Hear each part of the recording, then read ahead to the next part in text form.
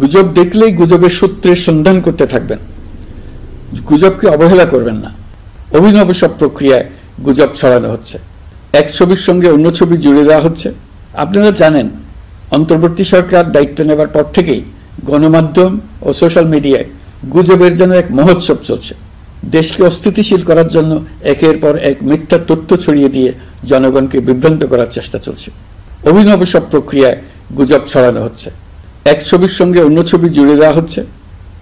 ঘটনা একটা, ছবি আরেকটা, এরকম ফটোকার্ড বানিয়ে অন্য দেশের ঘটনাকে এই দেশের ঘটনা হিসেবে চালিয়ে দিয়ে সোশ্যাল মিডিয়ায় তোলপাড় করে ফেলছে। যতই নির্বাচন কাছে আসবে এর রূপ আরো ভয়ঙ্কর হতে থাকবে। কারা এর পেছনে আছে, কেন আছে, তা আপনাদের সবারই জানা আছে। আমরা এই গুজব ও মিথ্যা তথ্যের প্রচারণা রোধ করতে জাতিসংঘের সহযোগিতা চেয়েছি। জাতিসংঘের মহাসচিব এর মোকাবেলায় আমাদের সহযোগিতা করবেন বলে আশ্বাস দিয়ে গেছেন। প্রিয় দেশবাসী, আপনারা জানেন ইতিমধ্যে জাতীয় ঐকমত্য কমিশন তাদের কাজ শুরু করেছে।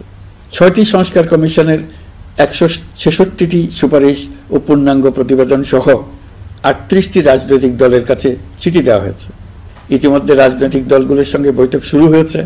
দেশের রাজনৈতিক দলগুলো খুবই ইতিবাচকভাবে সংস্কার কাজে সাড়া দিয়েছেন, তাদের মতামত তুলে ধরছেন। কোন রাজনৈতিক দল কোন কোন সংস্কার প্রস্তাবে একমত হয়েছেন, কোনটিতে দ্বিমত হয়েছেন, সেসব তারা জানাচ্ছেন।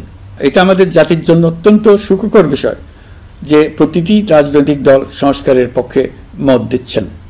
ঐকমত্য কমিশনের মাধ্যমে সকল রাজনৈতিক দলের মতামত নেওয়ার কাজ এখন চলমান আছে। কমিশনের লক্ষ্য যে সকল বিষয়ে রাজনৈতিক দলগুলো একমত হবেন সেগুলো চিহ্নিত করা এবং তার একটা তালিকা প্রস্তুত করা।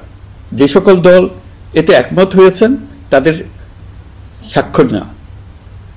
এই তালিকাটাই হবে জুলাই চার্টার বা জুলাই সনদ।